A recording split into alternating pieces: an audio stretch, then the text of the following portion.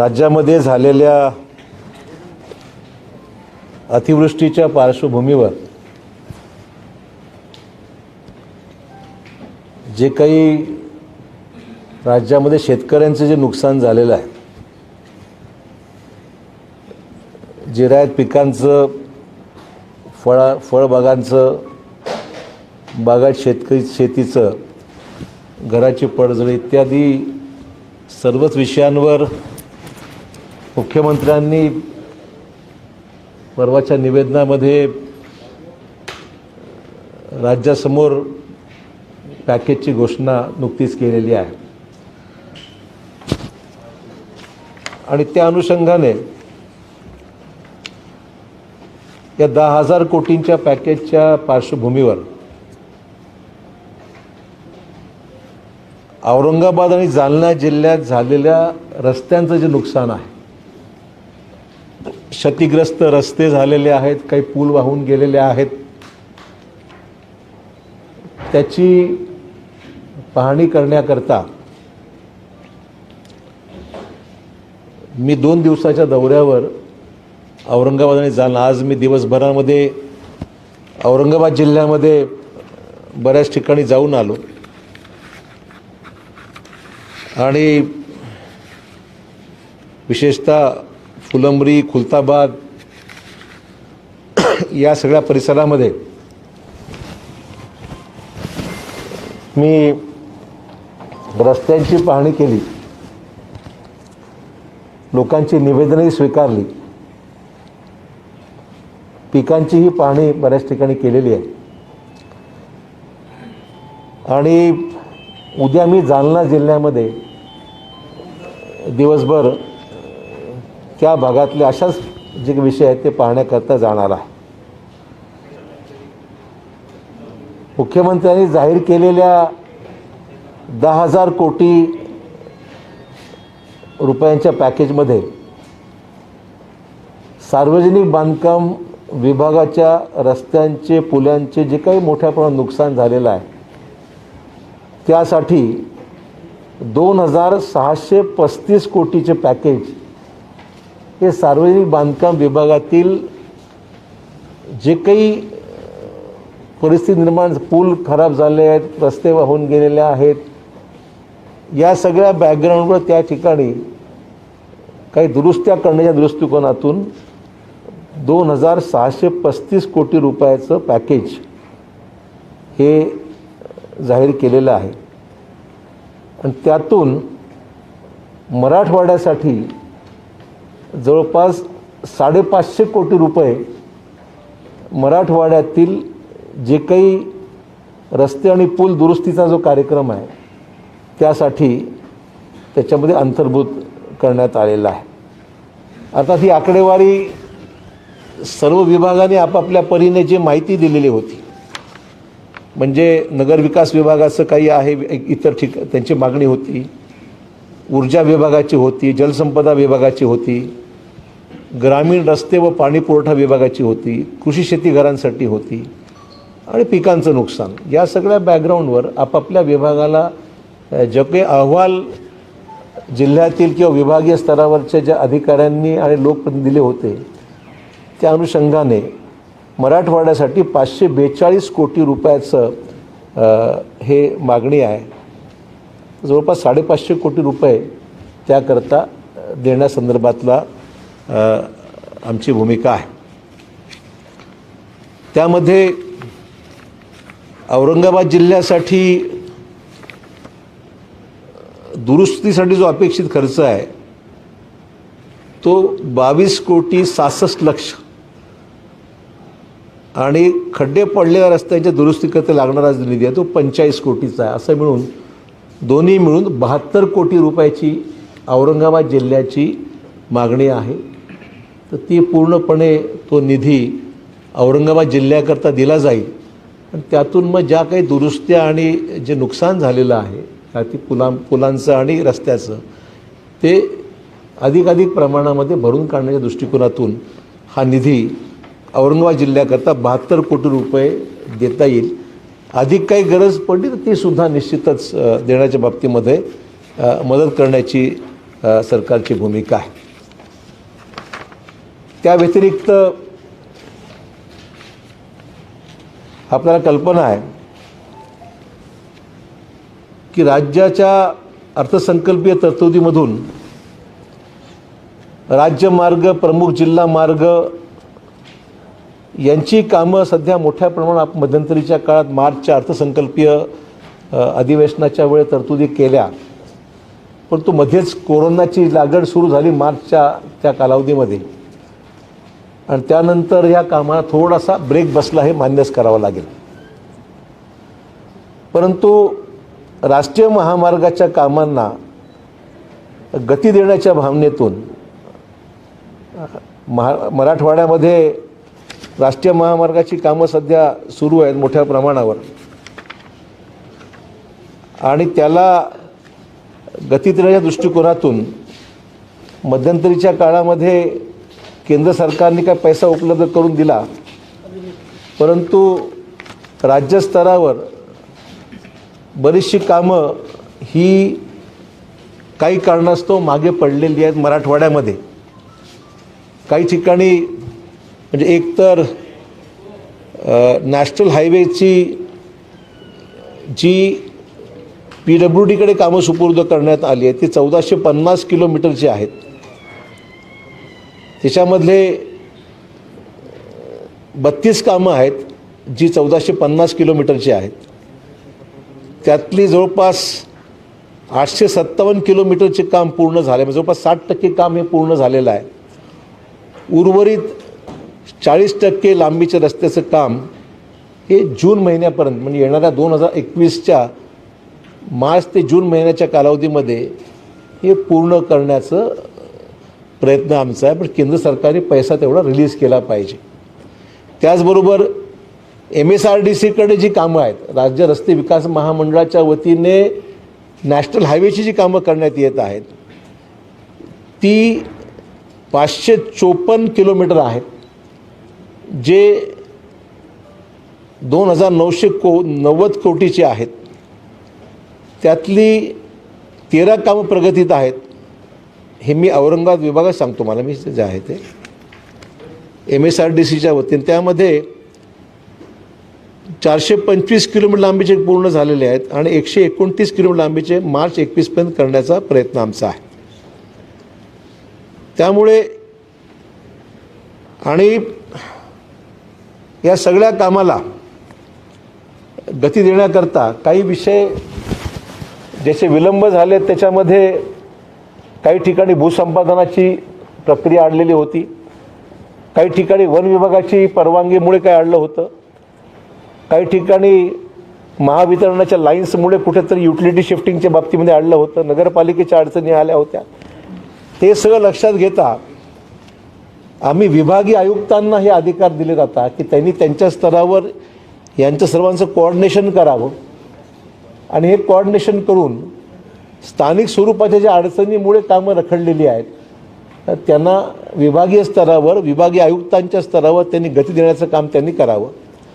आणि जे प्रश्न विभागीय आयुक्तांच्या स्तरावरून सुटत नसतील आणि जे राज्यस्तरावरचे आहेत त्यांना मुख्य सचिवांच्या अध्यक्षतेखाली एक समिती आम्ही गठीत केलेली आहे की मुख्य सचिवांनी त्यांच्या अध्यक्षतेखाली समितीतून ही जी वन विभाग आहे, भूसंपादन व महसूल विभाग आहे, महावितरणाचा विषय आहे, नगरविकास विभाग आहे, या सगळ्यांचं समन्वय हे राज्यस्तरावर मुख्य सचिवांच्या अध्यक्षतेखाली आणि विभाग स्तरावर विभागीय आयुक्तांच्या स्तरावर ही कामं त्यांनी मार्गी लावावीत अशा प्रकारचा प्रयत्न आमचा आहे.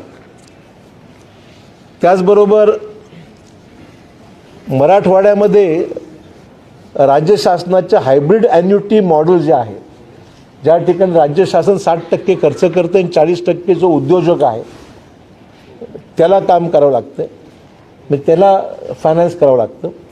अशी 32 कामं आहेत जी 6,885 कोटी रुपयाची कामं आहेत आणि ज्याच्यामध्ये 1776 किलोमीटर लांबीचे रस्ते तयार होणार आहेत. ही सगळी कामं सध्या प्रगतीपथावर आहेत. त्यालासुद्धा भरीव निधी, आता मगाशी मी सुरुवातीला 550 कोटी सांगितला मराठवाड्याचा, तो फक्त जे नुकसान झालेलं आहे पुरामुळे किंवा जास्ती पावसामुळे त्याच्यात तो विषय आहे. परंतु याच्या व्यतिरिक्त नॅशनल हायवेच्या कामाचा उल्लेख मगाशी मी केला. आता मी सांगतोय राज्य शासनाकडे हायब्रिड ॲन्युटी मॉडेल जे आहे त्या मॉडेलच्या अंतर्गत 32 कामं 6,885 कोटी रुपयाची आणि 1,776 किलोमीटरची रस्त्याची सध्या कामं आहेत जी प्रगतीपथावर आहेत. त्याचबरोबर मराठवाड्यातील राष्ट्रीय महामार्गाला जोडणारे राज्य महामार्ग व प्रमुख जिल्हा मार्गाचं भक्कम जाळं निर्माण करण्याकरता एशियन डेव्हलपमेंट बँक म्हणजे ADB ज्याला म्हणतो आपण, त्या ADBच्या एशियन डेव्हलपमेंट बँकेच्या माध्यमातून काही महत्त्वाचे रस्ते घेण्याचा माझा प्रयत्न आहे, ज्याच्यामध्ये संपूर्ण राज्याकरता जवळपास 15,000 कोटी रुपये आपल्याला कर्ज घेऊन हे नवीन रस्ते तयार करण्याचा आम्ही कार्यक्रम हाती घेत आहोत. याला मंत्रिमंडळाची मान्यता अद्याप पुढच्या टप्प्याची म्हणजे पहिला टप्पा मान्य केला आहे, उर्वरित 2 टप्प्याची मान्यता मंत्रिमंडळाच्या बैठकीमध्ये लवकरच प्रस्ताव आम्ही आणणार आहोत, ज्याच्यामुळे मराठवाड्यातील विशेषतः जो काही भाग आहे उर्वरित जिथे स्टेट हायवेला महत्त्वाच्या केंद्राशी जोडण्याचं काम असो, नॅशनल हायवेला जोडण्याचे रस्ते असोत, त्या सगळ्याला जोडण्याच्या विषयी आपण प्रयत्न करत आहोत. आणि त्याचबरोबर नाबार्ड 25 व नाबार्ड 26 म्हणजे रुरल इन्फ्रास्ट्रक्चर डेव्हलपमेंट फंड ज्याला म्हणून RIDF, तर नाबार्डच्या योजना 25 योजना 26 याच्यामधून जवळपास 1,000 कोटी रुपयाचे रस्ते व पुलाची कामं हाती आम्ही घेणार आहोत. याच्यामध्ये मराठवाड्यातसुद्धा मोठ्या प्रमाणावर ही कामं आगामी काळामध्ये आपल्याला घेता येतील. त्यामुळे ही सगळ्या महत्त्वाच्या तरतुदी चा उल्लेख मी मुद्दाम करत आहे. ह्याच्या व्यतिरिक्त 550 कोटी रुपये जो मराठवाड्याचा हिस्सा या पूरग्रस्त भागासाठी आहे, त्याच्या व्यतिरिक्तही बाकीची महत्त्वाची कामं आपल्याला हाती घ्यायची आहेत. त्याचबरोबर मी केंद्राकडे सुद्धा केंद्रीय मंत्री श्री नितीन गडकरी यांच्याकडे मी काही मराठवाड्यातले महत्त्वाचे प्रस्ताव पाठवलेले आहेत. त्याच्यामध्ये वाटूर जिंतूर रस्ता 27 किलोमीटरचा जवळपास 250 कोटीचं काम आहे ते. त्यानंतर हे सगळे नॅशनल हायवे आहेत. परळी बाह्यवळण रस्ता 4 किलोमीटरचा 60 कोटीचा. दौलताबाद शिवूर येवला रस्ता 35 किलोमीटरचा 236 कोटीचा. परळी गंगाखेड 30 किलोमीटर रस्ता 220 कोटीचा. परळी धर्मपुरी 22 किलोमीटर 50 कोटीचा. आणि मांजरा नदीवर म्हणजे येसगी म्हणजे नांदेड जिल्ह्यातील मांजरा नदी आणि येसगी म्हणजे जो तेलंगणाला जोडणारा बॉर्डरचा रस्ता आहे, तिथे एक मोठा पूल जो आहे तिथे बांधायचा, कारण जुना पूल हा क्षतिग्रस्त झालेला आहे. त्यामुळे तिथे 1 किलोमीटरचा जो पूल आहे मांजरा नदीवर 220 कोटी रुपयाचा हा पूल आहे नॅशनल हायवे 63वर. त्याचं काम हे सर्व करण्याच्या बाबतीमध्ये आम्ही प्रयत्नशील आहोत. त्यालाही मंजुरी मिळणं अपेक्षित आहे. तर या सगळ्या कामाकरता आम्ही प्रयत्नशील आहोत आणि हे सर्व रस्ते आता आपण केंद्र सरकारच्या मान्यतेकरता हे सगळे प्रस्ताव हे नुकतेच पाठवलेले आहेत. आज औरंगाबादमध्ये आलो असताना प्रामुख्याने ज्या 2-3 गोष्टीचा मला उल्लेख केला पाहिजे तो म्हणजे एकतर शहाजीराजे भोसले स्मारकाचं काम जे वेरूळला आहे त्या कामाला गती देण्याच्या बाबतीमध्ये सुद्धा मी आज त्या ठिकाणची पाहणी केली आणि तिथलं काम बरंचसं झालं आहे मागच्या काळामध्ये, परंतु पुढचं काम जे उत्खनन करायचं आहे, मागे जवळपास 6.5-7 एकरची जागा आहे जिथे काही जुने अवशेष आहेत, त्याचं उत्खनन अद्याप झालेलं नाही आहे. मी जिल्हाधिकाऱ्यांना आत्ताच बोललो, कारण हे काम 3 ते 4 डिपार्टमेंटच्या समन्वयातून करावं लागणार आहे. याच्यामध्ये पर्यटन विभाग आहे, त्याच्यामध्ये राज्याचं स्टेट आर्किओलॉजी डिपार्टमेंट ज्याला म्हणून राज्याचं पुरातत्व विभाग आहे राज्य शासनाचं, तर पुरातत्व विभाग, पर्यटन विभाग, PWDची मदत काही बांधकाम करण्यामध्ये आणि जिल्हा परिषदच्याकडे काही त्याचा रोल आहे, जिल्हा परिषदेमध्ये काही काम केलं आहे. 3-4 डिपार्टमेंटचा समन्वय घडवून आणून जिल्हाधिकाऱ्यांना मी सांगितलं की पुढच्या वेळेस मी आल्यानंतर त्याचा आढावा मी निश्चित घेणार आहे, जेणेकरून शहाजीराजे स्मारकाच्या कामाला गती मिळावी आणि ते काम जे आज आहे त्याच्यापेक्षा पूर्णत्वास नेण्याकरता जे काही करण्याची गरज आहे ते निश्चित केलं जाईल. पण तिन्ही चारही विभागांनी एकत्र येऊन ही जबाबदारी घ्यावी लागणार आहे अशा प्रकारचं मी त्यांना मगाशी सूचित केलेलं आहे. त्याचबरोबर माझे अजून एक ऑब्झर्वेशन आहे की वेरूळचं जे आपलं पर्यटन विभागाचं जे तिथे गेस्ट हाऊस आहे किंवा ते हॉटेल बांधलं आहे माझ्या माहितीप्रमाणे, ते सुद्धा काम बरेच वर्ष झाले, परंतु ते सुद्धा 4 ते 5 वर्ष झाली, ते सुद्धा मागच्या सरकारच्या काळामध्ये हस्तांतर होऊन त्याचं जे पुढची प्रक्रिया आहे मग ते स्वतः त्यांनी तरी चालवावं किंवा मग ते प्रायव्हेटाईज तरी करावं, परंतु ते एवढा पैसा खर्च झाला असताना तेही काम मार्गी लागलं पाहिजे.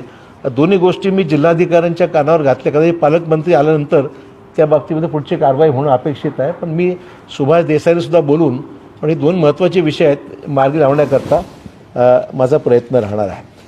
हे काही महत्त्वाचे विषय या ठिकाणी आहेत. त्याचबरोबर बाकीच्या अन्य विषयावर आज चर्चा झाली, कारण मी पक्षाच्या काही 1-2 बैठका त्या ठिकाणी घेतल्या. त्याच्यामध्ये एक तर सध्या जे देशभर जो विषय सध्या चर्चेमध्ये आहे तो म्हणजे सध्या जे कामगार कायदे आणि कृषी कायदा जो केंद्राने रेटून देण्याचा प्रयत्न केलेला आहे त्याही बाबतीमध्ये सगळीकडे फार मोठ्या प्रमाणात उद्रेक आहे. पण एक तर या सगळ्या कायद्याच्या बाबतीमध्ये केंद्र सरकारने कोणाशी चर्चा न करता हे कायदे ज्या पद्धतीने रेटण्याचा प्रयत्न सुरू केलेला आहे त्याही बाबतीमध्ये फार मोठ्या प्रमाणावर नाराजी देशातल्या सर्वच राज्यामध्ये आहे. आणि केवळ विरोधी पक्षालाच याच्या बाबतीमध्ये आवाज उठवला असं नाही आहे, NDAमध्ये घटक पक्ष असलेल्या शिरोमणी अकाली दलने सुद्धा याच्या विरोधामध्ये केंद्र सरकारमधून आपला पाठिंबा मागे घेऊन निषेध व्यक्त केलेला आहे. काँग्रेसने तर पूर्ण देशामध्ये स्वाक्षरी मोहीम सुरू केलेली आहे. आंदोलनं सर्वत्र काँग्रेस पक्षाच्या वतीने हाती घेण्यात आलेली आहेत. आणि ज्या पद्धतीने उद्योगपतींच्या घशामध्ये सर्व हे शेतकऱ्यांचं उत्पादन स्वस्त किमतीमध्ये त्यांना उपलब्ध व्हावं, शेतकऱ्यांच्या कुठल्या हमी भावाला कुठल्याही प्रकारचं संरक्षण न देता शेतकऱ्यांचं जीवनमान उद्ध्वस्त करण्याच्या बाबतीमध्ये जे काही हे धोरण आहे अतिशय चुकीचं आहे.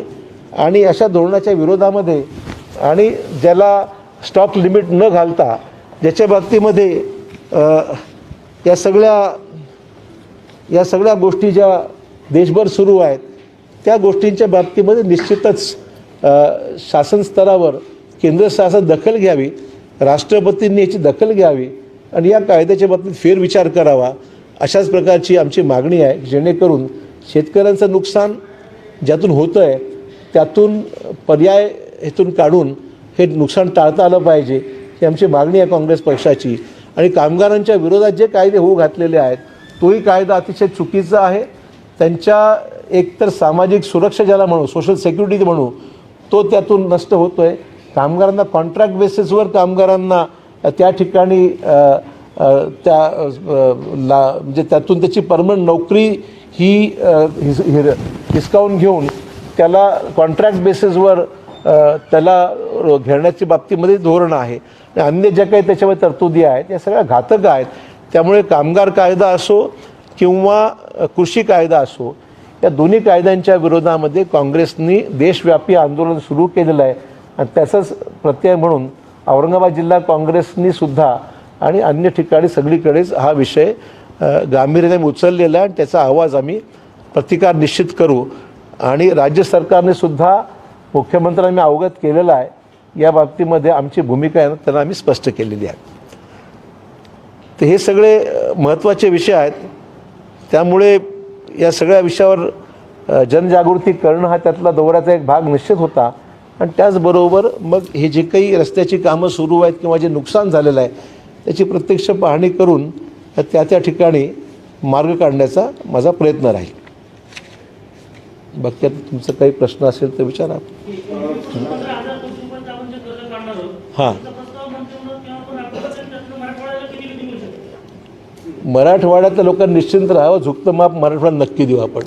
मुद्दा एवढाच आहे की मागच्या 5 वर्षामध्ये मराठवाड्यात खूप अन्याय झाला अशी माझी भावना आहे. कारण की मागच्या 5 वर्षाच्या भाजपच्या सरकारमध्ये मराठवाड्याला काहीच हाती लागलेलं नाही वस्तुस्थिती आहे. त्यामुळे औरंगाबादपासून मग ते जालना असो, परभणी असो, नांदेड असो, बीड, लातूर, उस्मानाबाद असो, सर्वत्रच मोठ्या हिंगोली, परभणी असो, सगळीकडे जवळपास दुर्लक्ष झालेलं आहे. त्यामुळे अनुशेष लक्षात घेता मराठवाड्याला अधिकचा निधी मिळावा, मग तो हॅमच्या माध्यमातून असो, ADBच्या माध्यमातून असो, नॅशनल हायवेच्या माध्यमातून असो, किंवा या सगळ्या जे वेगवेगळ्या पद्धतीने जो काही निर्णय उपलब्ध होणार आहे त्याच्यामध्ये मराठवाड्याला अधिकचा न्याय द्यावा असा माझा प्रयत्न राहणार आहे. येणाऱ्या 15 दिवसामध्ये हा प्रस्ताव मंत्रिमंडळासमोर आणण्याचा जवळपास माझ्याकडून प्रस्ताव गेलेला आहे.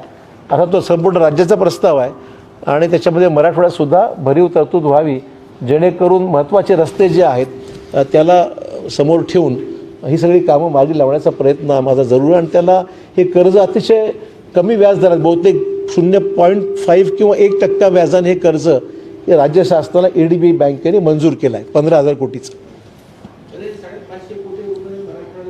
हे फक्त जे नुकसान झालं आहे 550 कोटी, काल मुख्यमंत्र्यांनी जे घोषणा 2,665 कोटीची जी काही घोषणा केलेली आहे मुख्यमंत्र्यांनी, त्यातला 550 कोटी रुपये हा मराठवाड्याला देऊ गेलेले आहे. त्याच्यामध्ये कालच सांगितलं तुम्हाला, आता ती सगळे प्रस्ताव आलेले आहेत, कालच ही मुख्यमंत्र्यांनी जाहीर केलेला आहे. तो पैसा उपलब्ध करून दिला म्हणूनच घोषणा केलेली आहे मुख्यमंत्र्यांनी. आणि त्या अनुषंगाने टेंडरची प्रक्रिया मी मुख्य आमचे जे चीफ इंजिनियर आहेत इथले त्यांना सांगितलेलं आहे की तुम्ही टेंडर्स कॉल करा आणि टेंडर्स कॉल करून टेंडर अवॉर्ड करण्याची प्रक्रिया लवकर सुरू करा, जेणेकरून जिकडे जिकडे नुकसान झालं त्यांना ऑलरेडी टेंडरची परवानगीसुद्धा आम्ही दिलेली आहे चीफ इंजिनियर्सना.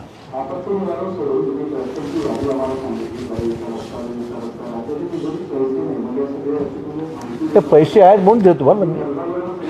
नाही नाही, राज्याच्या तिजोरीमध्ये पैसे अजिबात नाही असं अजिबात नाही, चुकीची माहिती तुमची.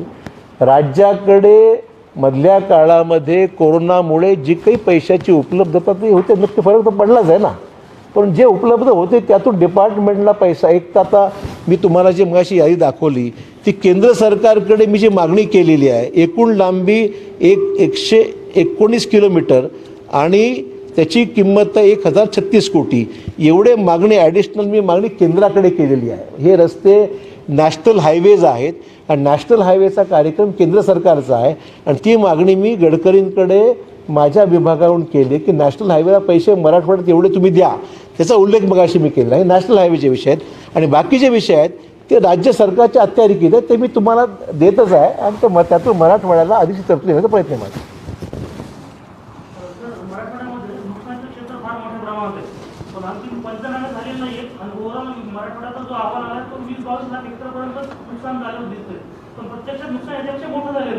जिल्हाधिकाऱ्यांनी असं आहे की प्रत्येक जिल्ह्याच्या जिल्हाधिकाऱ्यांनी जे काही प्रत्यक्ष पाहणी करून अहवाल जो दिलेला आहे त्या अनुषंगाने मुख्यमंत्र्यांनी 10,000 रुपये प्रति हेक्टरी 2 हेक्टरपर्यंतची घोषणा केली आहे आणि बागायतीला 25,000 रुपये हेक्टरी. ती सगळ्या तुमचा जो अहवाल प्रत्येक जिल्ह्यातल्या जिल्हाधिकाऱ्यांनी दिलेला आहे त्या अहवालाच्या आधारावर दिलेले आहे.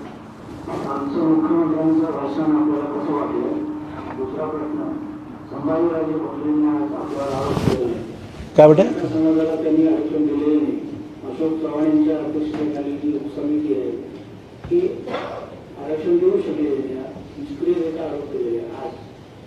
नाही, असं मला संभाजीराजे काय म्हणले मला माहीत नाही, किंबहुना तसं बोलतील असं मला वाटत नाही. पहिल्यांदा पहिली गोष्ट अशी आहे की मराठा आरक्षणाच्या बाबतीत मला सांगायचं आहे की मराठा आरक्षणाचा विषय हा सध्या न्यायप्रविष्ट आहे आणि तो सुप्रीम कोर्टामध्ये सध्या प्रलंबित आहे.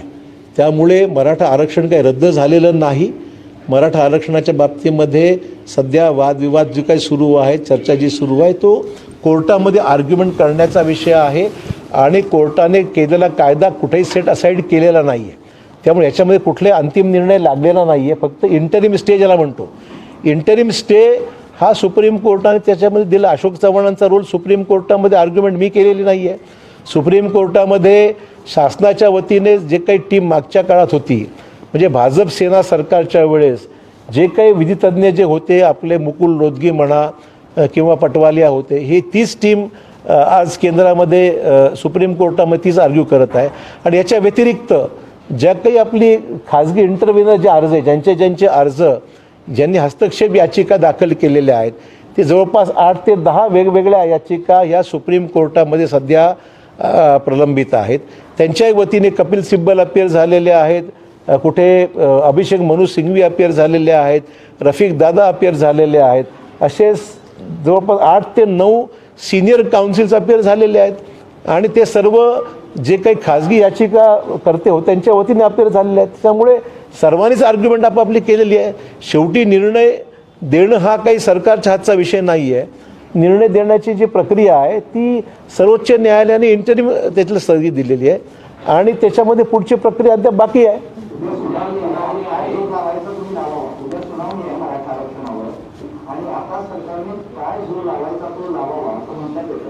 ते सरकारने जोर लावायचं असं आहे. मला हे समजत नाही जोर लावायचं म्हणजे नेमकं काय. पहिली गोष्ट ही आहे, उद्याची सुनावणी त्याच बेंचसमोर होणं हे जे काही उद्या अपेक्षित आहे ते आम्हाला मान्य नाही आहे, सरकारला मान्य नाही आहे. सरकारची भूमिका ही आहे की कॉन्स्टिट्यूशन बेंचसमोर हा विषय गेला पाहिजे. कारण मागच्या याच जस्टिस नागेश्वर राव आणि इतर जे 2 सहकारी त्यांचे होते यांच्यासमोर सुनावणी झाली मागच्या वेळेस आणि त्यांच्याच बेंचचा हा निर्णय आहे की ही सुनावणी हिच्यामध्ये व्यापक विषय आहेत, मोठ्या प्रमाणावर इतर विषय आहेत, कायदेशीर विषय आहेत आणि त्याची व्याप्ती लक्षात घेता हे कॉन्स्टिट्यूशन बेंच म्हणजे संविधानिक जे काही बेंच आहे त्याच्यासमोर गेलं पाहिजे ही भूमिका याच बेंचने दिली होती.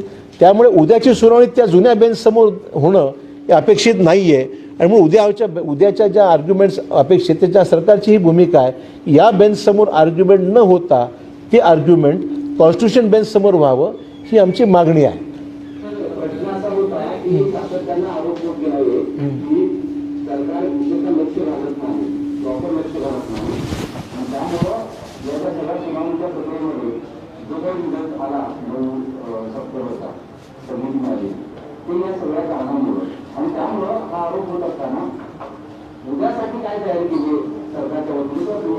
नाही सांगितलं ना उद्याची भूमिका ती तुम्हाला सांगितली आता तुम्हाला. हो आमची तीच भूमिका आहे. उद्याच्या सुनावणीमध्ये आमची तीच भूमिका आहे की या बेंचसमोर आम्हाला सुनावणी व्हायची होणं अपेक्षित नाही आहे. ही सुनावणी कॉन्स्टिट्यूशन बेंचसमोर झाली पाहिजे अशी आमची मागणी आहे. कारण की त्यांनी जो निर्णय दिला आहे मागच्याच याच्यामध्ये निर्णय दिला आहे तर तो निर्णय मागे दिला असता त्याच बेंचसमोर जाण्यात काय स्वारस्य आहे असं काय म्हणताय. उद्या या बेंचसमोर आर्ग्युमेंट करायचीच नाही ना. या बेंचसमोर आर्ग्युमेंट करायची नाही आमचीच नाही इतरही जे याचिका करते त्यांची तीच मागणी आहे. सरकारची तीच भूमिका आहे की ही सुनावणी जी आहे ती लार्जर बेंच समोर झाली पाहिजे, कॉन्स्टिट्यूशन बेंच समोर झाली पाहिजे आणि त्यांच्यासमोर युक्तिवाद झाला पाहिजे. ज्यांनी आपला निकाल ऑलरेडी घोषित केलेला आहे त्यांनीच म्हटलेलं आहे की this matter is being referred to a larger bench. त्यामुळे लार्जर बेंच समोर ही लार्जर बेंच नाही आहे. मला माहिती नाही आहे, अर्धवट माहिती आहे तुम्हाला. उद्याची सुनावणी जस्टिस नागेश्वर राव यांनी मागे स्टे दिला त्यांच्यासमोरच लागलेली आहे आणि जी कशी लागली आहे मला माहिती नाही आहे. आमची भूमिका या बेंच समोर जाण्याची नाही आहे. आता वेगवेगळे राज्य उठून वेगवेगळे स्टेटमेंट करतात. विविध मराठा संघटना वेगळ्या पद्धतीने भूमिका मांडते. मराठा क्रांती मोर्चा काहीतरी अजेंडा घेऊन येते. याच्यामध्ये कन्फ्युजन निर्माण झालं, गोंधळाचं वातावरण निर्माण झालं. आमच्या दृष्टीने कुठले सरकार म्हणून कुठलंही गोंधळाचं वातावरण अजिबात नाही. सरकारची भूमिका ठाम आहे. आम्हाला त्यामध्ये कुठलं राजकारण करायचं नाही, कुठलं क्रेडिट घेण्याचाही विषय नाही आहे. सकल मराठा समाजाच्या मागण्याला आम्ही पाठिंबा दिलेला आणि मागे सुद्धा आमचं सरकार जेव्हा आम्ही काँग्रेस आणि राष्ट्रवादी पक्ष जेव्हा विरोधी पक्षात होतो त्याही वेळेस जेव्हा सभागृहामध्ये हा विषय कायदा पास करायचा आला त्यावेळेस सुद्धा फडणवीस सरकारच्या या निर्णयाला आम्ही सर्वांनी एकमताने समर्थन देऊन हा कायदा पारित झाला पाहिजे या एकमताने हा कायदा पारित झालेला आहे. त्यामुळे त्यावेळेस भूमिका आणि आजची भूमिका आमची सारखीच आहे. आमची भूमिका तीच आहे आणि फडणवीसांनी सुद्धा त्यावेळेस आम्हाला जी मिटिंग झाली मुख्यमंत्र्यांसमोर त्यांनी सांगितलं आम्हाला हे मान्य आहे की आपण सर्वांनी मिळून हा प्रश्न मार्गी लागला पाहिजे हीच आमची भूमिका आहे. आणि शेवटी न्यायालयामधले जे विषय आहेत ते न्यायालयात आर्ग्यू करावं लागतात आणि आम्ही काय न्यायालय सरकार जात नाही. वकील सरकारचे अपियर होतात, वकिलांना आर्ग्युमेंट करायची आणि ती आर्ग्युमेंट व्यवस्थित करतायत. मला वकिलांच्या एकंदरीत म्हणजे मुकुल रोहतगीसारखा सिनियर काउन्सिल, पटवाल्यासारखं सिनियर काउन्सिल, अभिषेक मनू सिंघवीसारखे सिनियर काउन्सिल असो किंवा कपिल सिब्बलसारखे असो यांच्यापेक्षा अजून कोणाला आणायचं असेल तरी जरूर आमची काही तक्रार नाही आहे. तर माझा प्रश्न असा होता की बाहेरच्या ज्या संघटना आहेत त्या विविध राजकीय भावनेने प्रेरित होऊन या प्रकारची गोंधळ निर्माण करतायत का, माझा असा प्रश्न होता. मला त्याच्यावर काही भाष्य करायचं नाही. कोणाला काय निर्माण करायचं तर करू द्या, कोणाला काय भाष्य करायचं तर करू द्या. माझी भूमिका प्रामाणिकपणे या समितीचा प्रमुख म्हणून जी जबाबदारी माझ्यावर सोपवलेली आहे, सरकारचा प्रतिनिधी म्हणून आणि कोर्टाच्या बाजू मांडण्याकरता जे जे करणं आवश्यक आहे ते आत्तापर्यंत मी प्रामाणिकपणे केलेलं आहे आणि पुढे सुद्धा प्रामाणिकपणे करत राहील. कोणाला शंका कुशंक मी निरासरण करण्याकरता आत्तापर्यंत सर्वांना विश्वासात घेतलेलं आहे. जेवढे संघटना राज्यातल्या 70-72 संघटना आहेत त्या प्रत्येक संघटनांशी व्हिडिओ कॉन्फरन्सिंगचे 4 ते 5 वेळा चर्चा झालेली आहे. सगळ्याच्या बैठका झाल्या, सगळ्याचं म्हणणं ऐकून घेण्यात आलेलं आहे. विरोधी पक्षाच्या नेते आणि त्यांच्या सर्व इतर राजकीय पक्ष नेत्यांना सुद्धा बोलण्यात आलेलं आहे आणि मुख्यमंत्र्यांना वेळोवेळी या सगळ्या गोष्टी अवगत करण्यात आल्या आहे. त्यामुळे आम्हाला यातलं कुठलंही राजकारण करायचं नाही. हा प्रश्न मार्गी लागला पाहिजे. ज्यांना ह्याचं काही करायची इच्छा असेल त्याने जरूर कोर्टामध्ये आमच्याबरोबर साथ द्यावी आणि त्यांच्याकडे कोणी चांगला काउन्सिल ते सुद्धा त्यांनी लावा. आमची काही तक्रार त्याच्यामध्ये. हां, एक त्यांना बोलू द्या. येस हां बोला. हां,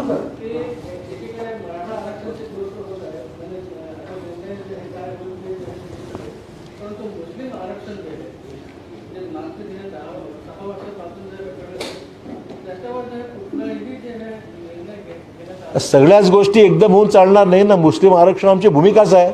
काँग्रेस पक्षाने मुस्लिम आरक्षणाच्या बाबतीमध्ये निर्णय काँग्रेस पक्षाच्या कालावधीमध्ये घेणं त्याला कुठली अडचण नाही.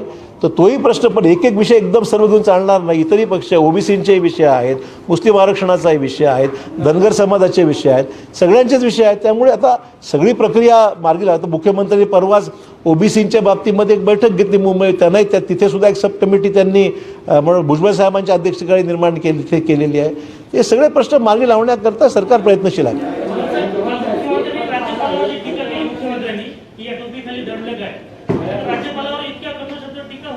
नाही, मुख्यमंत्र्यांनी राज्यपालावर टीका केली असं मला वाटत नाही. राज्यपालांनी जी भूमिका व्यक्त केलेली आहे, खुद्द केंद्रीय गृहमंत्र्यांनीच त्यांना ती भूमिका पटलेली नाही राज्यपालांची, स्पष्ट केलं आहे. याच्यापेक्षा अजून काय बोलायला पाहिजे. मग ज्या ठिकाणी पवारसाहेबांनी त्या ठिकाणी आपलं मत व्यक्त केलेलं आहे, त्यानंतर केंद्रीय गृहमंत्र्यांनी राज्यपालांच्या भूमिकेवर नापसंती व्यक्त केली. मला वाटते पुरेसं आहे. बकरन एक सगळ्यांना विचारू द्या, सगळ्यांना विचारू द्या. हां,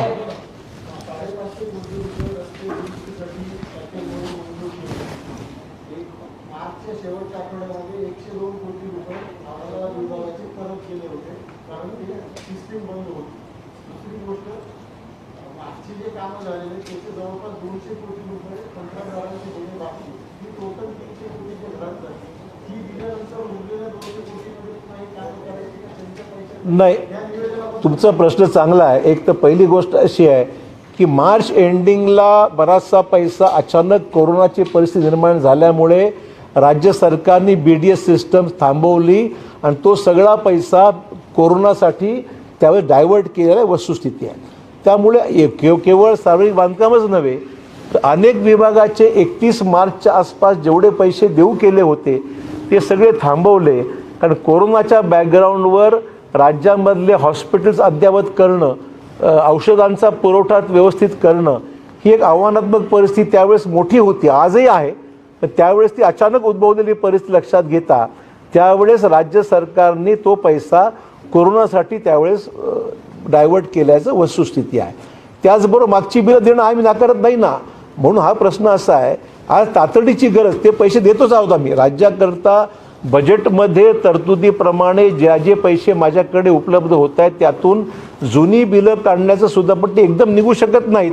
जसे पैसे येतात त्याप्रमाणे इन्स्टॉलमेंटमध्ये देण्याचा आमचा प्रयत्न ते आम्ही करत आहोत. पण हे 550 कोटी तातडीने आम्ही उपलब्ध करून देणार आहोत, ज्याच्यामुळे आता मुख्यमंत्री 10,000 कोटीचा उल्लेख जो केला त्याच्यामध्ये सार्वजनिक बांधकाम 2,500 कोटीचं आहे आणि मराठवाडा 550 कोटीचा अशी तरतूद आहे. त्याप्रमाणे जी आता शेवटी काही ठिकाणी रस्ते वाहून गेलेले आहेत, पुलं तुटलेली आहेत, ते तातडीने करणं आवश्यकच आहे. त्यामुळे हा पैसा वेगळ्याने नक्की मिळेल. त्या पद्धतीने टेंडरिंगचं प्रोसेस सुरू केली आम्ही. हां, जुन्या हां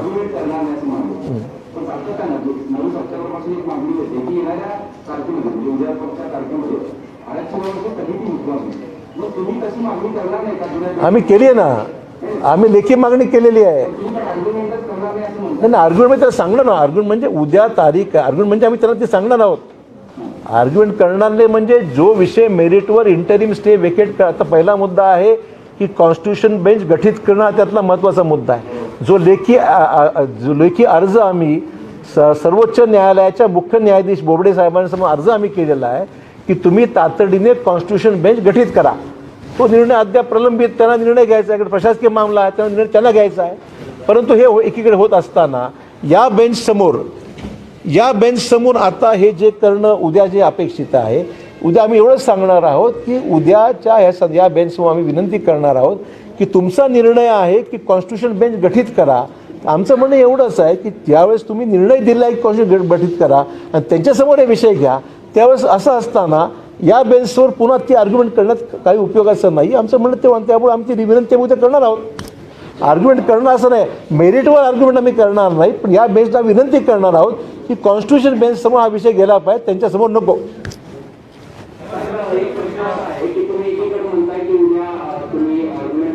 करणार असं म्हणलं नाही मी म्हणणार या बेंच समोर हा विषय आम्ही त्याला उद्या 27 तारखेत परत पुन्हा गैरसमज नको, पुन्हा वेगळी चौकट, वेगळी बातमी, परत खुलासे असं व्हायला नको. म्हणून माझं म्हणणं एवढंच मर्यादित आहे. उद्या आम्ही त्यांना विनंती करणार आहोत, उद्या तुमच्या बेंचसमोर आर्ग्युमेंट करण्यापेक्षा संविधानिक बेंच, लार्जर बेंचसमोर हा विषय न्यावा, हा तुमचा जजमेंट आहे, त्यामुळे त्या बेंचसमोर रिफर करावा असं आमची विनंती आहे.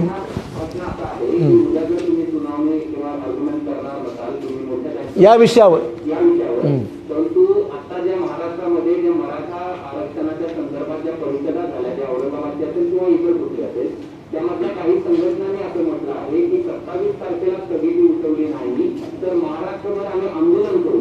त्यांना तुमचं काय उत्तर? नाही, स्थगिती उठवायची न विठवायची हा विषय माझा नाहीच आहे ना. स्थगिती उठवणं अशोक चव्हाणांनी स्थगिती दिलेली नाही आहे, ही सर्वोच्च न्यायालयाने दिलेली स्थगिती आहे आणि ती उठवायचीच्या बाबतीत निर्णय सर्वोच्च न्यायालयाच घ्यावा लागणार आहे. फक्त विषय एवढाच आहे की त्यांनी जजमेंट दिल्यानंतर त्या जजमेंटवर कॉन्स्टिट्यूशन बेंचला निर्णय घ्यावा लागेल. तर आपली जी विनंती आहे ती कॉन्स्टिट्यूशन बेंच समोर आहे. नॅचरली त्यांनी निर्णय दिला ना. तुम्हाला हे पहा, मला वाटतं तुम्ही गुंतागुंत आधी वाढवू नका. मला सांगा थोडक्यात एवढंच सांगायचं आहे की हा सगळा विषय जो आहे, तुम्ही मला काही जरी प्रश्न विचारला तर माझं उत्तर त्यामध्ये हेच राहणार आहे की कॉन्स्टिट्यूशन बेंच हेच बेंच राहणार आहे की जो या विषयावर निर्णय घेऊ शकेल. आणि ही मागणी सर्वांचीच होती. ही मागणी माझी म्हणजे आमचीच नाही, सरकारची होती.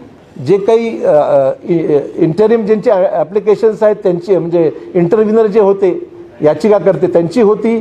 सर्वांचीच मागणी ही आहे की हा विषय लार्जर बेंच समोर जावा. तर लार्जर बेंचला निर्णय घ्यावा लागेल. औरंगाबादमधल्या महानगरपालिका निवडणुकीमध्ये काँग्रेस 16 लढणार आहे का? मध्यंतरी अमित देशमुख यांनी सांगितलं की आम्ही 16 लढणार आहोत. अमित देशमुखांच्या मताशी मी निश्चितच सहमत आहे. जिल्ह्याचे पालकमंत्री म्हणून त्यांना तो भूमिका, परंतु मुद्दा एवढाच आहे की हा विचार विनिमय बऱ्याचशा वेळेस विषय जे अजून प्रीमॅच्युअर आहे हा विषय, कारण की निवडणुका अद्याप काही जाहीर झालेला नाही.